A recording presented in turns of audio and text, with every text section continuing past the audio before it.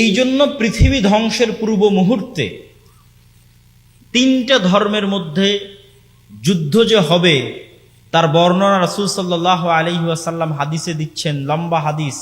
আমি শুধু সারমর্ম বলি, তাহলে এই অঞ্চল, এই জায়গার যে কোনো পরিবর্তিত পরিস্থিতির থেকে আমাদের শিক্ষা আছে। হাদিসে রাসূলুল্লাহ সাল্লাল্লাহু আলাইহি ওয়াসাল্লাম বলছেন, ততদিন পর্যন্ত কিয়ামত হবে না যতদিন না হুদনা, তোমাদের মধ্যে আর রোমানদের মধ্যে চুক্তি না হচ্ছে। তো রোমান এম্পায়ার, যে রোমান এম্পায়ারের রাজধানী ছিল আজকের তুরস্কের ইস্তাম্বুল, ওমর রাদিয়াল্লাহু তাআলা আনহুর আমলে, উমাইয়া খেলাফতের আমলে, আব্বাসী খেলাফতের আমলে মুসলমানেরা কোনো দিন তুরস্ক বিজয় করতে পারেনি। তুরস্ক বিজয় হয়েছে উসমানীয় খেলাফতের আমলে, তুরস্ক বিজয় হয়েছে। এই জন্য আজ মনে হয় তুরস্ক ইসলামী রাষ্ট্র, কিন্তু আসলে তুরস্ক ছিল খ্রিস্টানদের হেডকোয়ার্টার, রোমান এম্পায়ারের হেডকোয়ার্টার। এবং হাদিসের ভাষ্য বলছে হয়তো আবারও তুরস্ক মুসলমানদের হাতছাড়া হতে পারে, কেননা কিয়ামতের পূর্ব মুহূর্তে আল্লাহ নবী বলছেন ফাতহে কুস্তান্তনিয়া, কনস্টান্টিনোপল বিজয় হবে, ইস্তাম্বুল বিজয় হবে। ইস্তাম্বুল তো এখনই মুসলমানদের হাতে আছে, তাহলে কিভাবে মুসলমানেরা বিজয় করবে কিয়ামতের পূর্ব মুহূর্তে? তো আমি যেটি বলছিলাম যে এই জেরুজালেমের গুরুত্ব বোঝানোর জন্য যে কিয়ামতের পূর্ব মুহূর্তে রোমান খ্রিস্টানদের সাথে মুসলমানদের চুক্তি হবে, চুক্তির ভিত্তিতে রোমান খ্রিস্টান এবং মুসলমানেরা এক তৃতীয় পক্ষের বিরুদ্ধে যুদ্ধ করবে। সেই তৃতীয় পক্ষ কারা হবে? সম্ভাব্য ইহুদিরা হতে পারে, আরো অন্য কেউ হতে পারে, কিন্তু সমূহ সম্ভাবনা আছে যে তৃতীয় পক্ষ হবে ইহুদিরা। রোমান খ্রিস্টান আর মুসলমানেরা একত্রিত হয়ে তাদের বিরুদ্ধে যুদ্ধ করবে এবং এই যুদ্ধে বিজয় হবে। এই যুদ্ধে বিজয় হওয়ার পর একজন খ্রিস্টান এভাবে ক্রুশ উত্তোলন করে বলবে যে ক্রুশের বিজয় হোক, বা ক্রুশের কারণে আমরা বিজয়ী হয়েছি। তখন আরেক মুসলমান লাফ দিয়ে উঠে সেই ক্রুশকে ভেঙে দিবে। যখন আরেক মুসলমান লাফ দিয়ে উঠে ক্রুশকে ভেঙে দিবে, তাকবীর ধ্বনি দিবে, তখন খ্রিস্টান এবং মুসলমানের যে চুক্তি হয়েছিল চুক্তি লঙ্ঘন হয়ে তারা মুখোমুখি দাঁড়িয়ে যাবে যুদ্ধের জন্য। যখন খ্রিস্টান এবং মুসলমানেরা মুখোমুখি দাঁড়িয়ে যাবে যুদ্ধের জন্য, আর তারা উভয়ই জনবহুল, খ্রিস্টানরা আজকেও জনবহুল, সেই দিনও জনবহুল থাকবে। 80টা পতাকার অধীনে তারা একত্রিত হবে, এক এক পতাকার অধীনে 12,000 করে সৈন্যবাহিনী থাকবে। এই 80টা পতাকার অধীনে 12,000 করে সৈন্যবাহিনী নিয়ে যখন তারা একত্রিত হবে, তখন প্রায় 10 লক্ষের কাছাকাছি। তখন যে যুদ্ধ হবে, এই যুদ্ধের বর্ণনা দিতে গিয়ে রাসূল সাল্লাল্লাহু আলাইহি ওয়াসাল্লামের ভাষা অনুযায়ী দুটো বাক্য মনে রাখার মতো। একটা হচ্ছে যে একটা পরিবারে যদি 100 জন সদস্য থাকে তো 99 জন মারা যাবে, একজন বেঁচে থাকবে। একটা হচ্ছে একটা পাখি যদি আকাশে উঠতেই থাকে তো 1 মাস উঠতে থাকলেও সে লাশ ছাড়া আর কিছু পাবে না। এত ভয়ঙ্কর যুদ্ধ হবে এবং এত বেশি পরিমাণে মানুষ মারা যাবে। রাসূলুল্লাহ সাল্লাল্লাহু আলাইহি ওয়াসাল্লাম বলছেন, আমার উম্মত ওই দিন 3 ভাগে বিভক্ত হবে। এক ভাগ যুদ্ধের মাঠ থেকে পালিয়ে যাবে, এদের তওবা আল্লাহ কোনোদিন কবুল করবে না। যুদ্ধের মাঠ থেকে পালিয়ে যাওয়া কবিরা গুনাহের লিস্টে প্রায় প্রত্যেক হাদিসে রাসূলুল্লাহ সাল্লাল্লাহু আলাইহি ওয়াসাল্লাম যখন কবিরা গুনাহের লিস্ট করেছেন, শিরক করা, জেনা করা, নিরপরাধ মানুষকে হত্যা করা, সুদ খাওয়া, তখন বেশিরভাগ হাদিসে একটা বড় কবিরা গুনাহ আছে, জিহাদের মাঠ থেকে পালিয়ে যাওয়া। এটা অনেক বড় কবিরা গুনাহ। তো একদল উম্মত সেই দিন জিহাদের মাঠ থেকে পালিয়ে যাবে, এদের তওবা আল্লাহ কোনোদিন কবুল করবে না। একদল উম্মত ওই যুদ্ধে শহীদ হবে, এরা হবে পৃথিবীর সর্বশ্রেষ্ঠ শহীদ। আর আরেক দল উম্মত ওই যুদ্ধে বিজয়ী হবে, তারা আর কিয়ামত পর্যন্ত কোনোদিন ফিতনায় পতিত হবে না। আল্লাহু আকবার। যারা বিজয়ী হবে। তো এই যুদ্ধগুলো কোথায় সংঘটিত হবে? এই যুদ্ধ সংঘটিত হওয়ার যে জায়গাগুলো রাসূলুল্লাহ সাল্লাল্লাহু আলাইহি ওয়াসাল্লাম বলছেন, এগুলো সব সিরিয়া, তথা সিরিয়া বলতে আমরা বুঝি ফিলিস্তিন, ইসরায়েল, জর্ডান, আজকের সিরিয়া সব মিলে। তো এই যুদ্ধ সংঘটিত হবে সিরিয়াতে। আমাক এবং দাবেক নামক জায়গায় রোমানরা সেনাবাহিনী সমাবেশ ঘটাবে। এই আমাক এবং দাবেক হচ্ছে সিরিয়ার তুরস্কের সীমান্তবর্তী অঞ্চল। আর গুতা নামক জায়গায় মুসলমানদের হেডকোয়ার্টার হবে, এটা হচ্ছে দামেস্কের নিকটবর্তী অঞ্চল। তাহলে সিরিয়ার গুরুত্ব কিয়ামতের পূর্ব মুহূর্তে সংঘটিত হওয়া প্রত্যেকটা ঘটনার সাথে আছে। এখানে আরো একটি বিষয় আপনাদের মনে রাখতে হবে, কেন সিরিয়ার গুরুত্ব আছে। এই জন্য গুরুত্ব আছে যে মক্কা এবং মদিনা ফিতনা থেকে মাহফুজ, এমনকি দাজ্জালের ফিতনা পর্যন্ত মক্কা মদিনায় প্রবেশ করবে না। তাহলে মক্কা এবং মদিনায় মারামারি হওয়ার কোনো প্রশ্নই নাই, গন্ডগোল যুদ্ধ বিগ্রহর কোনো প্রশ্নই নাই। এই জন্য রাজনৈতিকভাবে আর কোনোদিন রাজধানী মক্কা মদিনায় ফিরে যায়নি। খোলাফায়ে রাশিদিনের পর থেকে নিয়ে আজ পর্যন্ত, আজ 1400 বছর পার হয়ে গেছে, রাজনৈতিকভাবে কোনো শাসন আমলের রাজধানী আর মক্কা মদিনা হয়নি। কেন? ওইটা কিয়ামত পর্যন্ত ফিতনা থেকে মাহফুজ, দাজ্জালের ফিতনা থেকেও মাহফুজ। তাহলে হবে কোথায়? হবে তৃতীয় পবিত্রতম মসজিদ, তৃতীয় পবিত্রতম জায়গা, যেখানে ইবাদতের জন্য সফর করা যায়। ইবাদতের জন্য পৃথিবীর 3টা জায়গা বাদে বাকি যে কোনো জায়গায় ইবাদতের উদ্দেশ্যে সফর করলে গুনাহ হবে। কেউ যদি বলে আমি দারুল উলুম দেওবন্দ যাব, মদিনা ইসলামী বিশ্ববিদ্যালয় যাব, আজহার বিশ্ববিদ্যালয় যাব, এমনকি কেউ যদি নিয়ত করে যে আমি নবীর কবর দেখতে যাব, তাহলে কিছু নেকি পেতে পারি, এই নিয়তে যদি যায় গুনাহ হবে। মসজিদে নববীতে সালাত আদায় করবো, এই নিয়তে যাবে, নেকি পাবে। মসজিদে নববীতে চলে এসেছি তাই আল্লাহর নবীর কবর জিয়ারত করব, এটা ভিন্ন কথা। কিন্তু আমার নিয়ত যে আমি মসজিদে নববীতে যাব, এই সফরে নেকি আছে। তাহলে এরকম 3টে জায়গা আছে, যে 3টে জায়গায় ইবাদতের উদ্দেশ্যে সফর করা যায়। তার 3 নম্বর জায়গা মসজিদ আকসা। আজ থেকে 80-90 বছর আগে একজন হাজি যখন ভারত, পাকিস্তান, আফগানিস্তান, বাংলাদেশ থেকে চলতো, তখন সেই হাজির পক্ষে এটি সহজ ছিল, যারা বাই রোড যাতায়াত করত অথবা যারা সমুদ্র পথে যাতায়াত করত, তারা চেষ্টা করত একসাথে 3টে মসজিদই দেখে আসতে। যেমন এখন আপনারা হজ ওমরায় গেলে 2 মসজিদ দেখেন, তৃতীয় মসজিদে কিন্তু যাওয়ার সুযোগ হয় না। এটা আল্লাহ সুবহানাহু ওয়া তাআলার পক্ষ থেকে আমাদেরকে আল্লাহ মাহরুম করে রেখেছে, বঞ্চিত করে রেখেছে উম্মতে মুহাম্মাদের গুনাহের কারণে। উম্মতে মুহাম্মাদের তাকওয়া এবং পরহেজগারিতার অভাবের কারণে তৃতীয় পবিত্রতম মসজিদ থেকে বঞ্চিত, যেখানে আমাদের পূর্বপুরুষরা সালাত আদায় করার সুযোগ পেত কিন্তু আমরা পাই না, যাওয়ার সুযোগ পেত কিন্তু আমরা পাই না। আল্লাহ আমাদের বঞ্চিত করে রেখেছে 70 বছরের বেশি কাল থেকে। সম্মানিত উপস্থিতি, এবং এই জেরুজালেমের বাবুল লুদ, লুদ নামক দরজায় ঈসা আলাইহিস সালাতু ওয়াস সালাম দাজ্জালকে হত্যা করবে। সুতরাং এই অঞ্চলে যা সংঘটিত হবে তার গুরুত্ব সীমাহীন, অপরিসীম এবং অপরিহার্য। এখান থেকে আমাদের শিক্ষা কি? এই বিশাল ইতিহাস থেকে আমাদের শিক্ষা হচ্ছে, এই যে জেরুজালেম বা এই যে মসজিদ আকসা, মুসলমানেরা 2বার বিজয় করেছে। একবার ওমর ফারুক রাদিয়াল্লাহু তাআলা আনহু, আর একবার সুলতান সালাহুদ্দিন আইয়ুবী রাহিমাহুল্লাহ। ওমর ফারুক রাদিয়াল্লাহু তাআলা আনহু যখন জেরুজালেম বিজয় করেন, আবু উবাইদা ইবনুল জাররাহ যখন তার নিকটে চিঠি লেখেন, 4000 সাহাবী সেই দিন উপস্থিত ছিল। কি চিঠি লেখেন? যে পাদ্রীরা চাবি হস্তান্তর করবে না আমিরুল মুমিনিন খলিফাতুল মুসলিমিন না আসলে। তো আমিরুল মুমিনিন খলিফাতুল মুসলিমিন আসছেন, অসংখ্য পাদ্রী, পৃথিবীর রোমান এম্পায়ারের সবচেয়ে বড় তীর্থস্থল জেরুজালেমের বড় বড় পাদ্রীরা বসে আছে, অনেক বড় পাওয়ারফুল জায়গা জেরুজালেম। সেই পাওয়ারফুল জায়গায় বড় বড় পাদ্রীরা বসে আছে, তারা অপেক্ষায় আছে আমিরুল মুমিনিন খলিফাতুল মুসলিমিন আসবে। আর তিনি প্রবেশ করছেন, তখন তিনি উটের রশি ধরে টানছেন। তো মানুষ তো সন্দেহে পড়ে গেছে কে খলিফা আর কে চাকর। কিন্তু আবু উবাইদা ইবনুল জাররাহ তো চিনেন যে ইনি আমাদের খলিফা। তো উনি হন্তদন্ত হয়ে ছুটে এসেছেন, আমিরুল মুমিনিন করেছেন কি? লায়ানজুরু ইলাইনার রোমান নাজরাতা কিল্লাহ, আমাদের দিকে রোমানেরা অপমানের দৃষ্টিতে তাকিয়ে আছে। দেখো মুসলমানদের নেতার অবস্থা দেখো, ঠাট্টা করছে। তখন ওমর রাদিয়াল্লাহু তাআলা বলছেন, আজ্জানাল্লাহ, আল্লাহ আমাদেরকে সম্মান দিয়েছে। আমরা ছিলাম মরুভূমির রাখাল, পৃথিবীর কেউ আমাদের চিনত না, জাহেলি যুগে কেউ আমাদের চিনত না। আর আজকে আমি ওমর জেরুজালেম বিজয় করছি, যা আমার কাছে কল্পনারও বাইরে, স্বপ্নেরও বাইরে। এই যে কল্পনা এবং স্বপ্নেরও বাইরে মরুভূমির এক রাখালকে উঠিয়ে নিয়ে এসে আল্লাহ অর্ধ পৃথিবীর শাসক বানিয়ে দিলেন।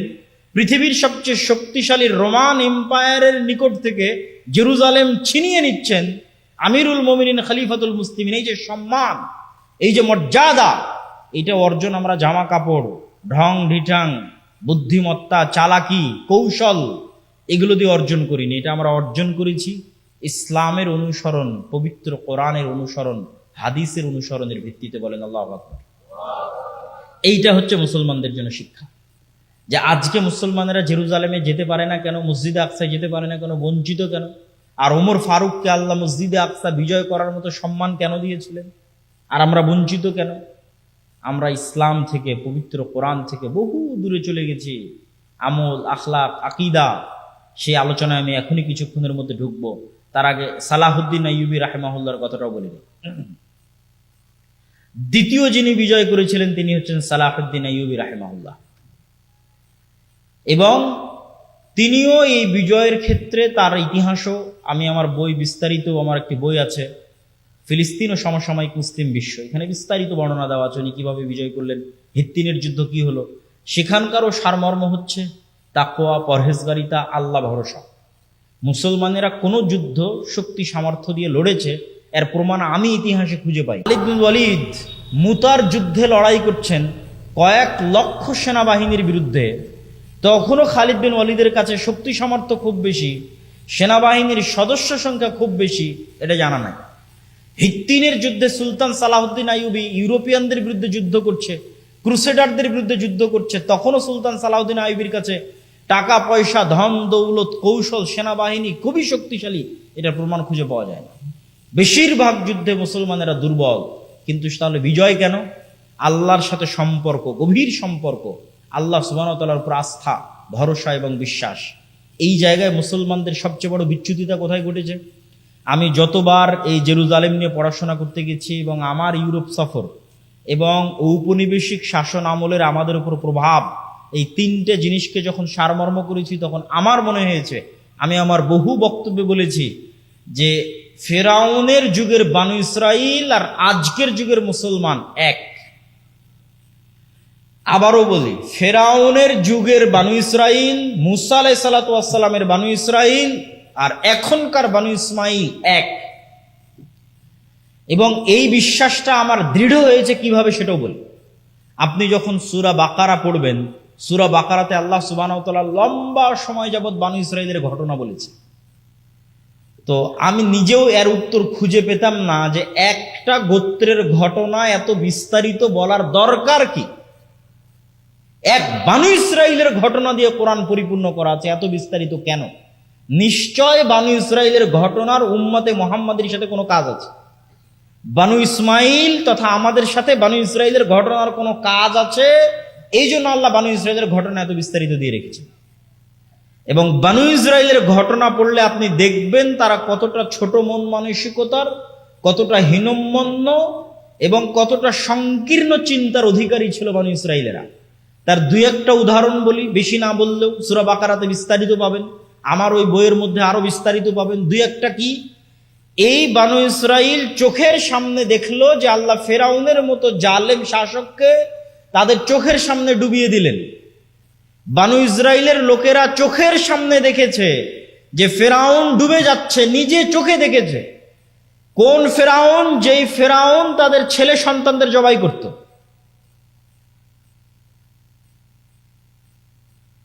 ইউযাববিহুনা আবনাআকুম ওয়া ইস্তাহয়ুনা নিসাআকুম, এই সেই ফেরাউন যে তোমাদের ছেলে সন্তানদের জবাই করত, মেয়ে সন্তানদের বাঁচিয়ে রাখতো।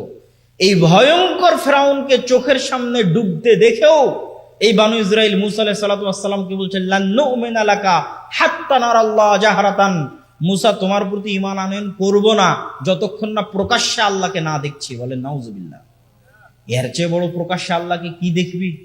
চোখের সামনে ফেরাউন ডুবে গেল। তাহলে কত বড় নিমক হারাম সংকীর্ণ চিন্তার একটি জাতি হলে মুসা আলাইহিস সালামকে বলতে পারে, তোমার তাওরাতে বিশ্বাস স্থাপন করি না, তোমার আল্লাহকে সরাসরি দেখতে চাই। এরকম অসংখ্য ঘটনা আল্লাহ তুলে ধরেছেন। লান নাসবিরা আলা তুআমিন ওয়াহিদ ফাদউ লানা রাব্বাক, আল্লাহ তাদের জন্য আসমান থেকে খাবার পাঠাতেন, মান্না সালওয়া। তো তারা মুসা আলাইহিস সালামকে বলছে, এক খাবার প্রতিদিন ভালো লাগে না, তোমার আল্লাহকে বলো যেন জমিন থেকে চাল, ডাল, গম, পেঁয়াজ, রসুন এগুলো উৎপন্ন করে, এই এক খাবার ভালো লাগে না। তখন আল্লাহ বলছে, ঠিক আছে, এই চাল, ডাল, রসুন যখন চাও তাহলে সবুজ শ্যামল ভূমিতে যাও, মরুভূমিতে তো এগুলো হবে না। এই ঘটনাগুলো ঘটতেছে মরুভূমিতে, ওই জমি আজও মরুভূমি। আপনি আজকের মিশরে গিয়ে যদি তুর পাহাড় ঘুরতে যান, যে তুর পাহাড়ের পাদদেশে ঘটনাগুলো ঘটছে, এর চারপাশ শত শত কিলোমিটার মরুভূমি, যেটাকে বলা হয় সিনাই মরুভূমি। এই মরুভূমির মধ্যেই 40 বছর বানি ইসরায়েলরা ঘুরপাক খেয়েছিল। তাহলে তো এই মরুভূমি পার হয়ে যেখানে সবুজ শ্যামল এলাকা আছে, ওটা বিজয় করতে হবে, ওখানে যাও, জিহাদ করো। ইযহাব আনতা ওয়া রাব্বুকা ফাকাতিলা, মুসা আপনি আর আপনার আল্লাহ গিয়ে যুদ্ধ করেন, আমরা যুদ্ধ করতে পারবো না।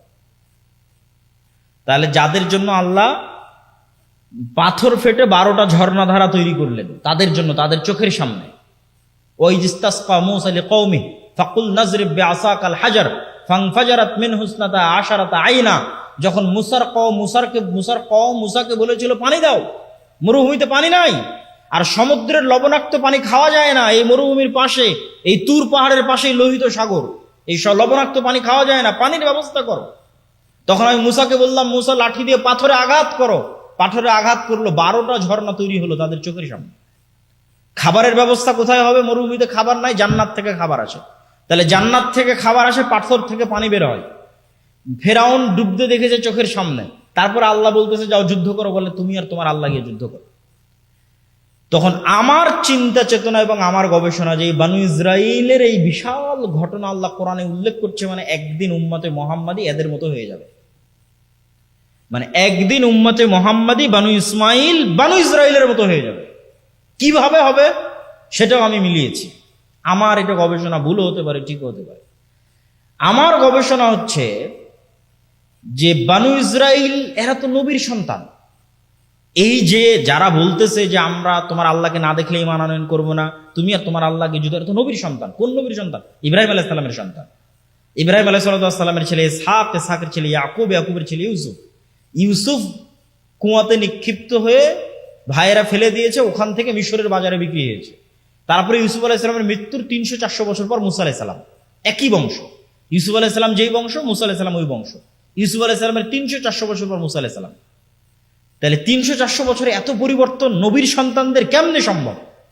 এর আর দ্বিতীয় কোনো উত্তর নাই যে ইউসুফ আলাইহিস সালামের মৃত্যুর পর ইউসুফ আলাইহিস সালামের যাদের সাথে জোট ছিল তাদের যখন পতন হয়, আর ফারাওদের যখন উত্থান হয়, তখন এরা আগের সরকার আর আগের সরকারের সাথে যাদের জোট ছিল, উভয়ের উপর জুলুমের স্টিম রোলার চালায় ফারাওরা। তাহলে আগের সরকারের জোট সরকারকে ইউসুফ আলাইহিস সালাম মন্ত্রী ছিল, আর তার ভাইয়েরা 12 ভাই। ওই 12 ভাইয়ের জন্য 12টা ঝর্ণা তৈরি হয়েছিল। 12 ভাইয়ের সন্তানের জন্য নদীতে যখন আল্লাহ বলেছিল যে সমুদ্রের রাস্তা তৈরি হও, 12টা রাস্তা তৈরি হয়েছিল ইউসুফ আলাইহিস সালামের 12 ভাইয়ের 300-400 বছর পরের পরবর্তী বংশধরের জন্য 12টা রাস্তা তৈরি হয়েছিল। আর পাথর ফেটে 12টা ঝর্ণাও বের হয়েছিল ইউসুফ আলাইহিস সালামের 12 ভাইয়ের 300-400 বছর পরবর্তী বংশধরের জন্য। এরা নবীর সন্তান। তাহলে এই 300-400 বছর ফেরাউনের গোলামি করতে করতে করতে করতে অন্তর ছোট হয়ে গেছে, আত্মমর্যাদা হারিয়ে ফেলেছে। গোলামের কোনো আত্মমর্যাদা থাকে না, নেতৃত্বের গুণ হারিয়ে ফেলেছে। মিথ্যা বলা, চুরি, ডাকাতি, দুর্নীতি, যত রকমের ধোঁকাবাজি, শঠতা, সকল কিছু গোলামি করতে করতে শিখে ফেলেছে। কেননা যখন একটা মানুষ গোলাম হয় তখন এগুলো শিখতে বাধ্য হয়।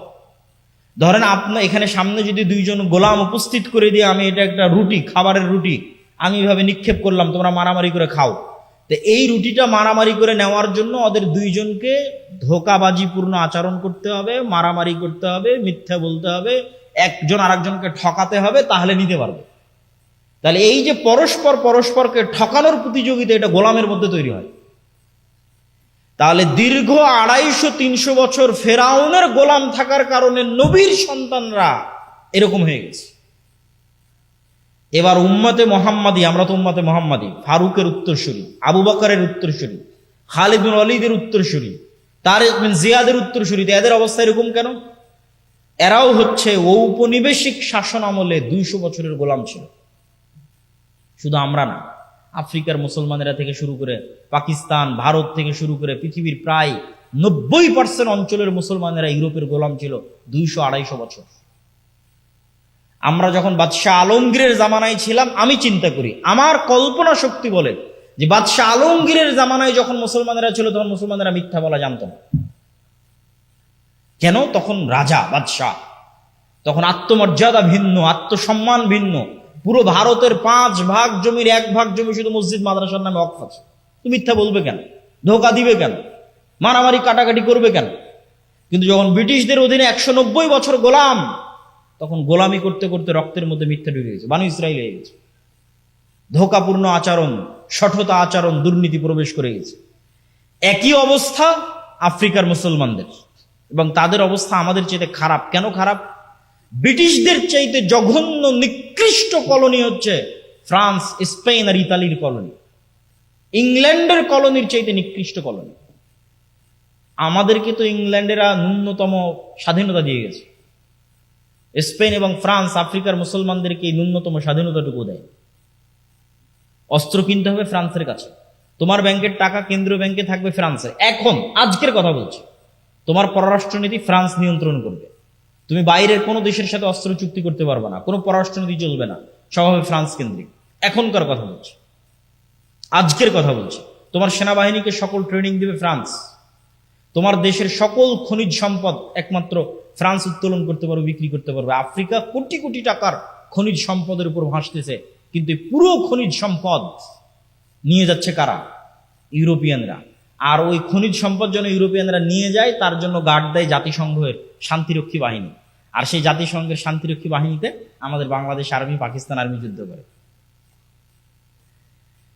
তো সম্মানিত উপস্থিতি, এই আফ্রিকানদেরকে যখন আপনি ইতালি, ফ্রান্স, স্পেনের মাটিতে দেখবেন, তখন দেখবেন তারা বাঙালি মুসলমানদের চাইতে বেশি মিথ্যুক, বাঙালি মুসলমানদের চাইতে বেশি ধোঁকাবাজ, বাঙালি মুসলমানদের চাইতে বেশি শঠতাপূর্ণ আচরণ করে।